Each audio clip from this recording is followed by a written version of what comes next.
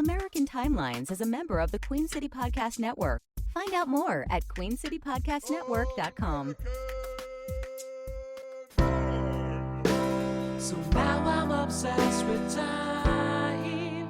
Come on, tell me about the time. Had it all in my hand tonight. Had the time of my life. When the words all come down like blues on Tuesdays gone down. Throw it all away.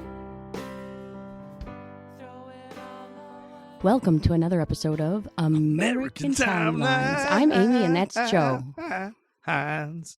And that was Yes. beautiful. I am Joe, and we apologize for taking a week off last week. Last time we There was all this illness going on. we put out a best of episode because I am still getting over bronchitis or the flu or something. Yeah, Coughing up a lung, y'all. and he's spreading it all over town, so be careful. Batten down the hatches, No, everybody. I'm not spreading all over. You're spreading all over the house, I guess I should say. Yeah, but nobody else has got sick. I mean, you did. I a little did, bit, but a little bit. But you probably gave it to me in the first place. No, that's not. Working with those children. All right. But also another development we have is another new Instagram follower that interacted with us. We get a lot of followers, Yeah.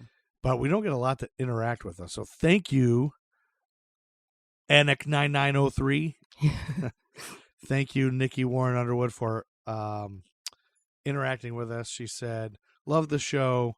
Poor Amy. That's how we know she really listens. I get a lot of Yes. emails that say, "Hey, I love the show. I listen all the time."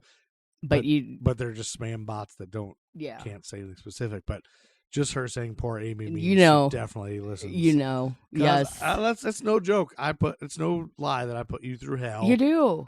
It's Yeah. it's a torture. It's a nightmare. It is a nightmare. It's a screaming nightmare that I wake up from all the time. Yeah. Well, you don't. That's a little far. I guess I don't wake up from it. That's the worst part. Wow. It's just like a nightmare that This never ends. marriage is really Is a nightmare that never ends. wow. It's a nightmare marriage.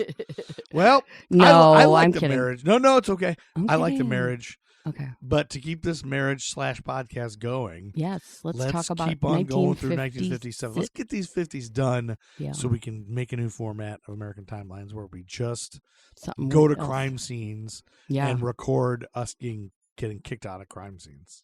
That's right. Maybe. Okay. But we left off in May. We started off May, but we didn't finish May. Okay. Okay.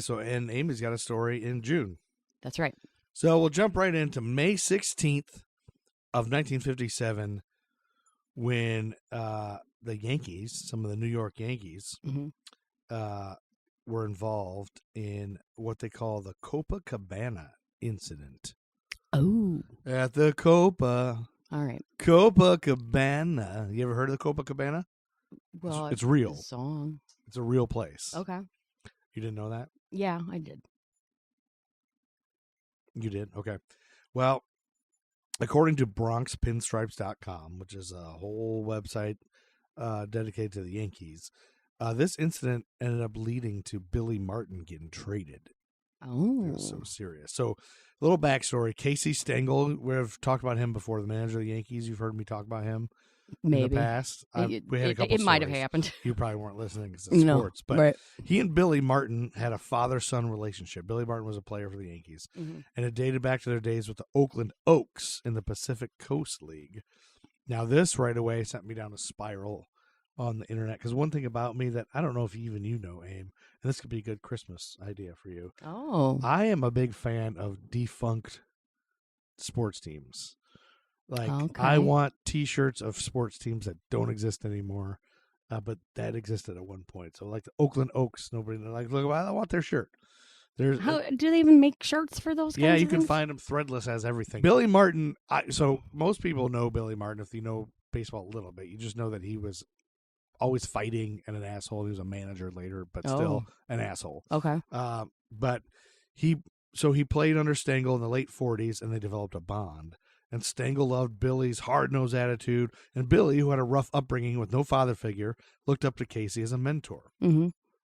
Stengel was dead set on bringing Billy to New York when he got the Yankees job, but not everybody with the Yankees was sold on Billy Martin. General manager George Weiss particularly did not like Martin's reputation of being an on-field instigator and off-field carouser. Oh, This is the 50s, keep in mind. yeah. Weiss He's tried probably a drunk. to bring players to the Yankees that would represent the team well on and off the field. And the Yankees have always had this thing of clean cut, even Yeah, but in like the current Babe Ruth days. and isn't Mickey Well, Mantle a yeah, I Yankee guess. too? And I But- mean, like, well, at this these time, drunks. Mickey Mantle was. God. But they didn't want people fighting and like in trouble off the Oh, field, yeah. whatever. But anyway, but even the Yankees now, I still think I don't think you can have a beard if you play for the Yankees. Like, Oh, really? You have to cut your beard. You can't have long hair. Anyway, but that said, George Weiss would look past Mickey Mantle's after-hours antics because he was a Triple Crown level talent. So that's the whole thing. It's Oh. like he can look, Yeah. rules are different depending on how Right, good you are. So yeah. that's why Mickey Mantle, Babe Ruth, those guys. Anyway, but a 257 hitter, no way. Casey got Billy to the Bronx anyway, and by 1952, he was the starting second baseman. And then came this evening in May of 1957. It was the Rat Pack versus the Bowlers. See, Casey was a player's manager, and he turned a blind eye to the Yankees' Rat Pack, they called him, which included Billy Martin, Mickey Mantle, Yogi Berra, Whitey Ford, and Hank Bauer. As long as the team won, he didn't care what they did, really, and they won all the time. After a World Series loss in 55 and a win in 56, the Yankees got off to a slow start in 57. Weiss had been campaigning behind the scenes to trade Billy Martin, but Stengel always stood up for him. Weiss wanted Bobby Richardson and Tony Kubek to get more playing time and reportedly warned Martin, who he thought was the Rat Pack's leader, to stay out of trouble before the season started. The reality was Weiss always warned them to stay out of trouble, I guess, but they just never listened. Okay. The incident that spelled the end for Billy happened when the gang and their wives were out celebrating his 29th birthday right here in May 17th. After a booze-filled dinner, they went to see Sammy Davis Jr. at the Copacabana nightclub, a spot Yankees players frequented in the 50s. Yeah. But they encountered a bunch of bowlers who were heckling Sammy Davis, and the Yankees players were pissed. There are numerous versions of what actually happened, but here's what Andrew Rotondi pieced together. Billy told the guys to stop, or they'll have to go step outside. They actually ended up, instead of stepping outside, they went downstairs where they brawled. One of the bowlers, a Bronx deli owner, ended up with a concussion and a broken jaw, and some people thought Martin punched the guy, but it was most likely, allegedly, Hank Bauer, as that's who the eventual lawsuit was brought against. Bauer denied ever punching the guy, and the Yankees players never said who actually hit him. In the Billy Martin Yankeeography, there's a story about Leonard Lyons, a New York Post entertainment columnist who wrote one of the first stories about the incident. See, Lyons was at the club, and apparently he made a deal with Yogi, and Lyons would sneak the Yankees out through a back entrance, let them get away if he could get the scoop on the story the next day. So the next day, his column started, "There are now 3 great battlefields in American history: Gettysburg, Iwo Jima, and the Copacabana nightclub." Jeez. But the police refused to take action against Bauer, so the deli owner had Bauer taken into custody on citizen's arrest, and it all led to a trial, and the players had to testify before a grand jury. It was terrible press for the team, but this was what all Weiss needed to get rid of Martin. Some players were fined and some were benched. Whitey Ford was supposed to pitch the next day, but Stengel pulled him. And the only one he didn't punish was Mickey Mantle. And when they asked Stengel why, he said, "I'm mad at Mantle too for being out late, but I'm not bad enough to take a chance on losing a ball game and possibly the pennant." So again, these coaches don't really punish people if they play good enough. It's like the rest of the world. The case was eventually thrown out for insufficient evidence, and Mantle, Yogi, and others laugh about it today. And it eventually led to Billy Martin's trade later on in a month, and I'll get to that, or next month. And that same day on May 17th was the prayer pilgrimage, the biggest civil rights demonstration to date. According to the King Institute, Stanford University, nearly 25,000 demonstrators gathered at the Lincoln Memorial in Washington, D.C. for a prayer pilgrimage for freedom, featuring 3 hours of spiritual songs and speeches that urged the federal government to fulfill the 3-year-old Brown v. Board of Education decision. The last speech of the day was reserved for Martin Luther King's "Give Us the Ballot" oration, which captured public attention and placed him in the national spotlight as a major leader of the civil rights movement. I'll play a little bit of it. Okay. 3 years ago, the Supreme Court of this nation rendered in simple, eloquent, and unequivocal language a decision which will long be stenciled on the mental sheets of succeeding generations. And for all men of goodwill, this May 17th decision came as a joyous daybreak to end the long night of human captivity. It came as a great beacon light of hope to millions of disinherited people throughout the world who had dared only to dream of freedom. And so really what they had already ruled on Brown v. It's been 3 years since 1954's Brown v. Board, but but nobody was didn't following do it. anything. They just so Yeah, they did this, and it really kind of got things moving a little bit. good. And I found out as I read more into this, I love when I find there's all these civil rights leaders nobody's ever heard of. We only hear Martin Luther King, and Bayard Rustin was instrumental in this prayer march. And I never heard of Bayard Rustin. Have you? No. Bayard Rustin, Bayard Rustin. He died in 1987, but he was an African-American leader in social movements for civil rights, socialism, nonviolence, and gay rights. Wow. He was a gay black man in the 50s. Wow. And so brave up, person. Yeah. So he did all kinds of things. He worked on the March on Washington movement, organized freedom rides, helped to organize the Southern Christian Leadership Conference, later served as an organizer for the March on Washington for Jobs and Freedom. He worked alongside Ella Baker, co-director of the Crusade for Citizenship in 1954. And before the Montgomery bus boycott, he helped organize a group called In Friendship, which provided material and legal assistance to those being evicted from their tenant farms and households in Clarendon County and other places. So he did lots and lots of stuff. And so he's somebody, nobody ever want to know. Yeah. What's his name again? Bayard Rustin. Bayard Rustin. Yeah. So that's another civil rights leader nobody's heard of, and brought to you for the first time on American Timelines by History for Jerks. Obviously, we're not the only people that have ever mentioned him, but I bet a lot of our listeners have never heard of him. So there you go. Ta-da. Getting the info out there. We're talking about it, y'all. On May 28th, 1957, the National League approved baseball's Brooklyn Dodgers and New York Giants move to the U.S. West Coast. This is a big thing, and I've always wondered when the Dodgers and Giants, there was the Brooklyn Dodgers and New York Giants, when they moved and why. So this is when it happened. On May 28th, they voted to approve it, but there were some conditions. This was at the midseason owners meeting in Chicago. The conditions were that first, either both teams had to move or neither could, which meant that if one team reconsidered, the other would have to change their plans as well. Second, both teams had to announce their plans before October 1st, 1957. In the end, both teams did move. The Giants hosted a farewell party at a game on September 29th, and the Dodgers formally announced their move on October 8th. West Coast baseball fans were overjoyed, and the people of New York were heartbroken. And then later on, New York got the Mets. And so then they had the Mets and the Yankees again. All right. So there you go. And I know that you were barely tolerating that, but I got that from history.com from an article called Baseball Owners Allow Dodgers and Giants to Move. There you go.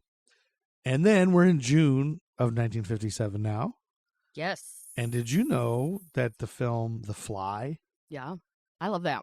The original You one? love that movie? I started watching it again because I forgot about it. Did you watch the original one? I'm watching it right now. The black and white one? Yeah. Is there another one? Wait. Yeah. The black and white one is the 50s one. The Jeff Goldblum one Oh, is not Jeff from Goldblum. the 1950s. Oh, Honey. there was a 50s movie of it? Yes. Oh, I thought It was a just... remake. Jeff Goldblum's was a remake. I did not know that. Well, Jeff Goldblum's wasn't from the 50s. No, I didn't know it was from the 50s. What I was about to tell you is the film The Fly, which I thought was the Jeff Goldblum one, originated from a short story from the 50s. I don't know if the original one was from the 50s. Yes, it either. was. It was? Mm-hmm. Well, there was originally in 1957. Maybe 60s. Maybe it was a 60s movie. Oh, no. But it was back then. It was black and white. Changing. The film The Fly originated from a short story that was published in a 1957 issue of Playboy magazine. Say. Did you know I read that? it for the articles. 1958 film. That's it. See? Starring who? Oh, I can't remember. I don't think it was anyone real famous. Who was it? I don't know. Oh, thought you had I it was in front of asking you. you. Thought you had it in front of you. Al Hedison, Patricia Owens. Yeah, see. Oh, Vincent Price is in it, of course. Oh, that's right. Anyway, so now I got to watch the original one. Yeah. Anyway, so I do think, now that I think about it. Nah, never mind. I don't know if I saw it. Help me. I didn't- Help me. Yeah, I didn't know it was from Playboy magazine, though. Did you? No, You I like- did not. Do you like Playboy magazine? Not really. Not a big fan. Naked ladies. And then I understand you have something Yes, in June. for June of 1957. So I'm going to talk about the Merry Widow of Windy Nook. And this is an English story again. Sorry, folks. It's not American. The Merry Widow of Windy Nook. Yes. Okay. And Mary Wilson was her name. And I'm going to start with a quote from... dogs. All right. Our dogs are wrestling. No wrestling right now. No wrestling right Sarah, say it one more time. Merry Widow of... Mary, like Merry. Yeah. Widow of Windy Nook. Of Windy Nook. Okay, I just have to write it down for when I do the notes. I'm going to start with a quote from an article from the Mirror.uk by Rachel Bletchley. Okay. Shh, dogs. In her best coat and hat, gray curls neatly set, newlywed Mary Wilson was flushed with excitement as she handed round the nibbles at her wedding reception. But she handed round the nibbles? Yes, that's what it says. Third hubby, Oliver Leonard, 76, a retired real estate agent, looked on proudly as twice widowed Mary, 68, celebrated their union. He even laughed indulgently when she shocked guests with two of her naughty jokes. A friend asked the bride what she would do with all the spare sandwiches, and Mary quipped, "Keep them for the funeral." Because they're old people getting married here. Then she trotted off to chat to the undertaker who had organized her previous partner's burials, laughing, "I should get a discount for the business I put your way." So, hours later, Mary and Oliver headed back to their home in Windy Nook, County Durham.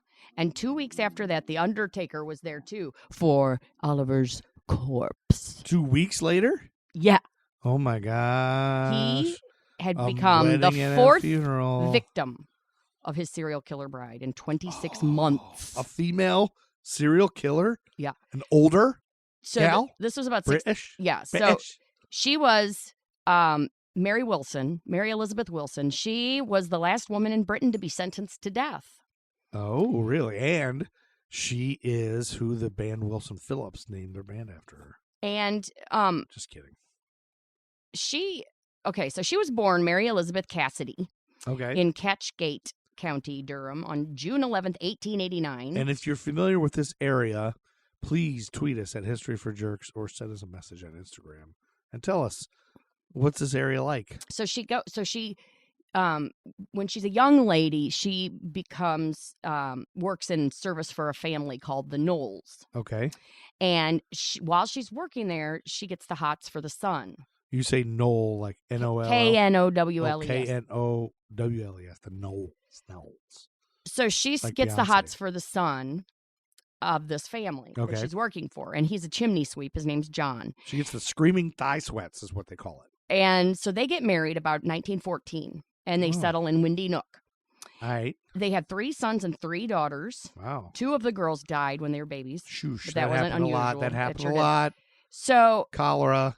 fast forward to when John is 76. after the 41 husband. years of marriage. The Yes. husband. Yeah, the He guy. dies Yeah. in September of 1955, and it was like tuberculosis or something, Okay. supposedly. Supposedly. But they had been married for Allegedly. 41 years, so, Well, you know. but now that you've been married to me for But- 20 years, can't you see like the longer? But before he died, they had taken in a lodger named John Russell. They had taken in a lodger. I was thinking we should take in a lodger. That's the next step Listen. of our marriage. No. No? They had taken in a lodger, and he was he was still an old guy. lodger? He was an old guy, but he was younger. He was 65, so he was like 10 years younger. Wait. What's a lodger? Like somebody who rents a room out of your house. A lodger is that what you call it? Yes. Somebody who's lodging. Yeah. All right. Can we move on, please? It just sounds weird. All right. So she starts having an affair with John Russell, the lodger, Oh boy. before what's his name died, even. And then he dies, and then she gets she gets together with him, and then he dies from natural causes at 65. And now she's becoming a black widow. So from the two Johns, she had inherited about $52, 42 pounds. That total? That's it? Yeah. Oh. And I thought you were going to say a windfall, so then I she know. started making it a pattern. I know, But- but it's usually what happens. Jeez. So in don't take in a June- lodger, fellas. So Your in wife June of will- 1957, she married retired real estate agent Oliver Leonard. Yeah, so we're going back. We had gone back. Now then she marries him. Now we're back to the present. We're day back to the after all present. that. So now she's That's getting right. married to this old man in 1957, and they're making all these jokes about they're going to die. Right, she's making the jokes. Yeah. And so then within 12 days, he dies of heart failure and pneumonia, supposedly. That's what it had said on his death certificate. Yeah. She inherited another 50 pounds. So then... 50 pounds is it's like- all? Yeah. Yeah. No, I guess then that's a little Still, bit, but it's not much. Not much. So then, about 4 months after that, she marries a retired engineer. And they had been... Then they stay married for about 14 days. Oh, a little bit Then longer, she but- calls the doctor and says that he had taken badly. And then when the doctor got there, he was already cold. Oh, my gosh. And the doctor said it was heart failure. yeah, so- now there's a pattern. So now, this time, she had gotten 100 pounds from a co-op account, as well as Ernest's bungalow and life insurance. This time, she didn't even Now go to the she's got funeral. stuff. She's getting stuff now, though, at least. Did you She hear didn't what I go to said? the funeral? Yeah, she didn't even go to the funeral. Sorry, I'm trying to keep these dogs. I know. from- The files, Wrestling. but they started this gossip around the town because of all these little remarks she was saying, like at the wedding when she's talking about. Do you think her thought is, the more I mention this stuff and these jokes, nobody's going to suspect anything? Because why would I say anything? Yeah, probably because she's an old lady and she's an old white woman. She'd get away with anything. That's true. So then, like this, there was an awful lot of talk in the town. The gaps between the weddings were short and the marriages themselves were so short. Stop it. Stop crawling. It's amazing. It's almost amazing she can convince. Hey. It's almost amazing she can convince someone to marry her that fast. So the police get wind of this and they decide we better exhume these bodies and check. Yeah. And so they do. And sure enough, beetle poison. Say it again. Beetle poison. Beetle Yeah. poison? Or rat poison. It could be rat poison. but Oh, beetle poison for beetles. beetles, yeah. I thought you were like beetle poison. She was feeding them beetles. No, Dung that beetles. doesn't even I make mean, sense. I know. That's why I was confused. All right. I'm so not very smart. a pathologist found high levels of phosphorus in the bodies, along with wheat grain, which were both ingredients in beetle and rat poison. Oh, So she's they putting it questioned her in. for 6 hours. Oh my gosh. She comes home. There's reporters everywhere. She says, "I've nothing to hide." She says, "I've prayed my good name be restored, and I'm confident my prayers will be answered. I ask for no sympathy and will not give in to self-pity. All I want is for my name to be cleared and then to live out my life in peace." I would rather that be more of a cockney. A cockney. When Wilson stood trial in March 1958, her defense suggested the poisonings may have been caused by her husband taking sexual stimulation pills. Maybe all of them were taking them. But nobody believed that. So after a 6-day trial, the jury took only 90 minutes to find her guilty of both murders. Yep. She was sentenced to death, the last woman in Britain to be condemned. She showed no reaction as she stood on the dock. Well, you said both, but they didn't exhume the They didn't bodies get of to the. the Well, I'm ones getting there. before. Oh, okay. We'll get to it. Although reports did comment on her flushed cheeks. The bodies of her first husband, John Knowles, and lover, John Russell, were exhumed later Lover. and also found to be contain phosphorus poison. So what I can't figure out is why she killed the first ones. Well, She's I don't just know. tired of them. Yeah. The first one, she's just tired. I mean, But she didn't hang. for Because of her $50. age, Home Secretary Rab Butler later commuted the sentence to life imprisonment. She died 5 years later in Holloway Prison, age 74. Family members who visited her there said she remained her old self, laughing and joking as if she had no troubles. I guess jail's probably not as bad if you're an old person. But You the know, Mary, Unless but you're then at the end attractive. of this article, it would say the merry widow of Windy Nook always rued the day that her tongue ran away with her as she played the happy hostess. She told a relative plaintively, "I may have said at the wedding reception that there were plenty of cakes and sandwiches that might come in useful for the funeral, but in no way was it intended to be taken seriously." Wow. A female, older lady serial killer from jolly old England. Yep. That's a fun story. I'm glad I know about that one. Oh, good. Well, there I you wish go. I would have met that lady. Can we take a little break? Yeah, we can take a little break. I got to turn on and the then we'll oven. jump back in. And then I'll give me a chance to talk to our listeners about Magic Mind. You see, I have trouble focusing, as you can tell if you listen to the podcast. And I don't like medicine. I don't like taking medicine that gets me all feeling like I'm hopped up on goofballs. So I look for natural remedies. And in this one little tiny delicious shot called Magic Mind entered the picture. And I enjoy it, and it helps me cut down on caffeine, and it helps me feel like I'm focusing a little bit better, and it's all natural. It's got mushrooms, matcha, lots of other cool things. Check it out at www.magicmind.co and use American Timeline's code ATL. Yeah, I was just reading this article. I don't know if you follow the Waxhaw History No, Facebook page, I do not.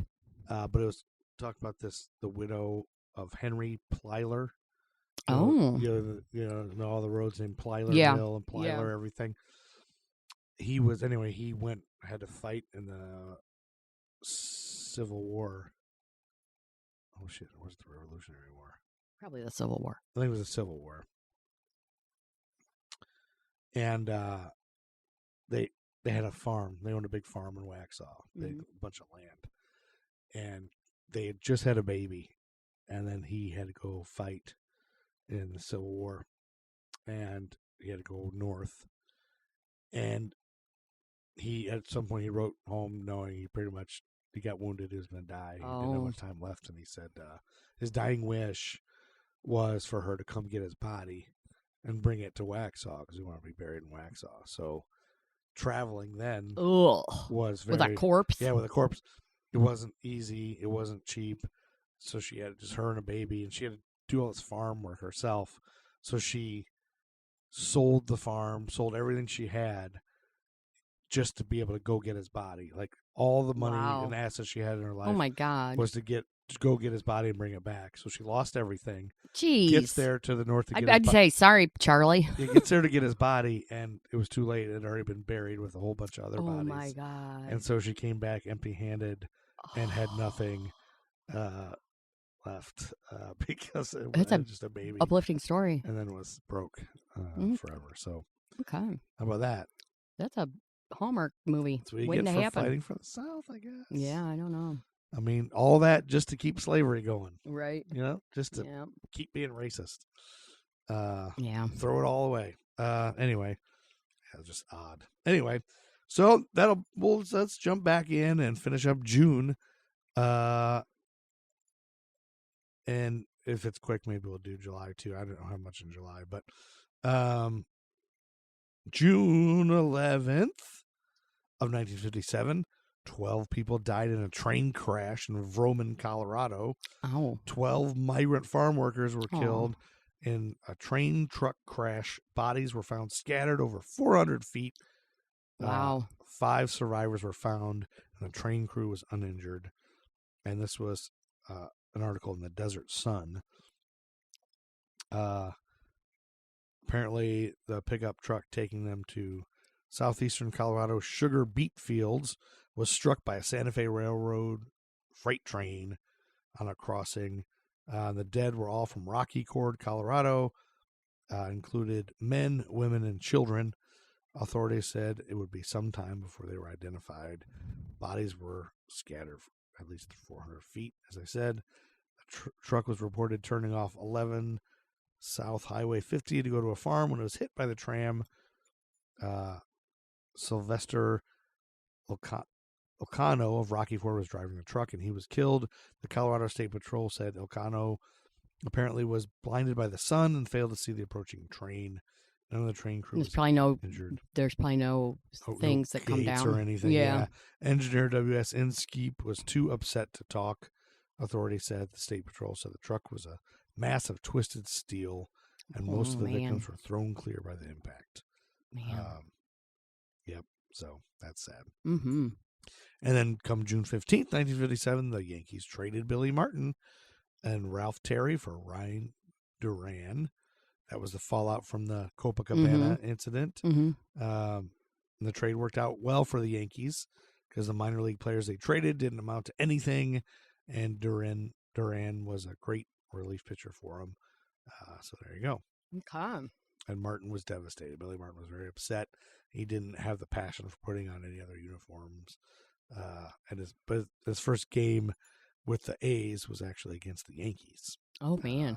And he played well in that game, but didn't do much after that.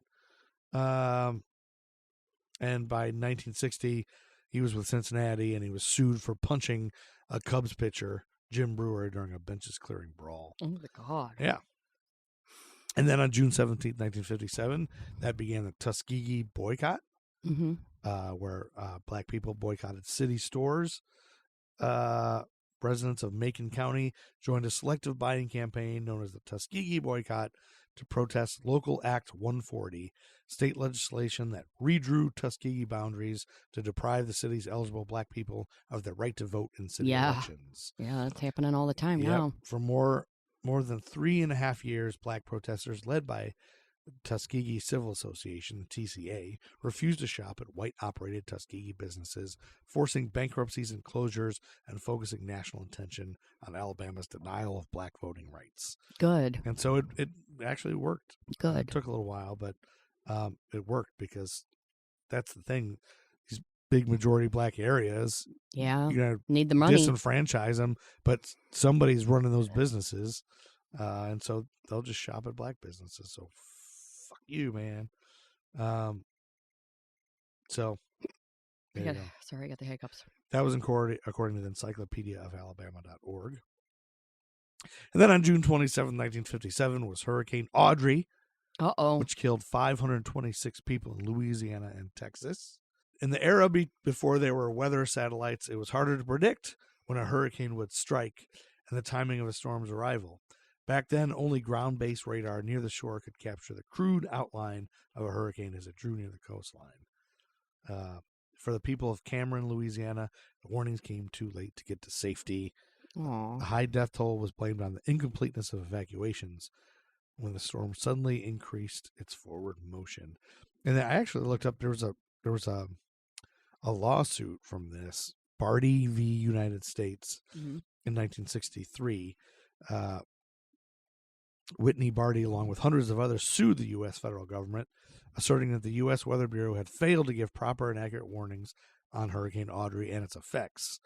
Barty and his family had concluded that there was no need to evacuate following a 10 p.m. Central news broadcast on June 26th, the night before Audrey made landfall. The family was awoken the following morning by water flooding their house, forcing them to climb onto their roof. Oh, the winds imagine? And rising water killed all in Barty's family except Whitney. Whitney's claim was two-pronged, with the first point alleging that the Weather Bureau was negligent in their warnings, and the second alleging that despite experiencing the full brunt of the storm, Weather Bureau advisories advising the evacuation of those at lower elevations did not implicate him. Whitney sought $360,000 in damages from the federal government. A hurricane expert testifying for the Weather Bureau suggested that Audrey's deviation from the forecast path were as accurate as could be expected at the time. The track error on a 24-hour hurricane forecast averaged 100 to 125 miles. It ended up getting dismissed because they felt like Whitney had failed to establish negligence on the part of the Weather Bureau. Okay. And then June 27th, that same day, the British Medical Research Council publishes a report suggesting a direct link between smoking and lung cancer. Oh, because everybody smoked back then. Because everybody smoked. So do we want to just end it, even though because even though it's otherwise May it'll and goof June, me up. And now we'll have to do July, August? No, let's do let's end it now and do July, August. Okay. We'll do July, August. Next time, thank you for listening. Thank jerks. you, everybody. Yeah, we like that you listen, and we like that you rate, review, and subscribe. And shout out to our new Instagram person who said, poor Amy. Yes, shout out, sister. Yeah. Amy Feel my pain. Amy appreciates your sympathy. Yes. And that was Anik. Oh, I lost it. Anik 999 something. Anyway, shout out to you on Instagram. Interact with us. We'll shout you out. That's We're right. not afraid to shout you out. We're not afraid. Say something to us. Say hey. Say hello. We Say, also how's it hanging? We also today got a new Facebook follower and who worked for Walmart directly for Sam Walton, and they were responding to us talking about Sam Walton, the original Walmart, Oh. and saying, "Oh, he was a great guy to be rolling over, and it's great if he knew how Walmarts were today." Oh treating gosh. people." Yeah. She said he treated people great. I can't remember who that is. More details on that later. Okay. But thanks for listening, Time to everybody. get out of here, Chuck Sorry Berry. about my voice. but Sorry, he sounds like it's going around, man. It's yeah. going around. Stay be healthy, careful. everybody. Be healthy. Yeah. Yeah, stay healthy. Watch your hands. Yeah, wash your hands a lot. Drink orange juice. I've just now started washing my hands. Yep, because he never did before. Never did before, so now I'm going to. And bathing. And I'm going to start. I'm You going to wash your stop balls. using my bare hands to wipe, Yeah, please. and I will wash my balls. Okay. Thanks for listening, everybody. Time to get out of here. Chuck Berry. Chuck Berry. Say that already? I did already. Okay. Hey, thanks for the challenge, baby. I blow it. I can sing you a song, but you already know it. And you know it's okay if you think it's a shame, because a record company buys my cocaine. The ladies of the 80s, they've been treating me fine, and so I don't really care if I'm a few years behind. I stood in the studio without an idea. I'm living on royalty checks from Korea, and the record company buys my cocaine.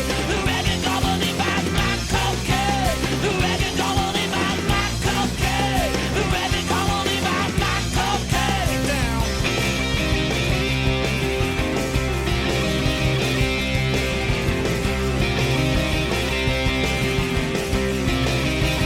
It's not that it's shoot it, it's smoke and a lick it, a blow drop backstage, babe, I'll buy you a ticket. You can rock it and roll and a twist and shout. When I just roll to make a million for my teeth fall out, yeah. The record company buys my cocaine. The record company buys my cocaine. The record company buys my cocaine. The record company buys my Matt Truman Ego Trip is the greatest band of all time.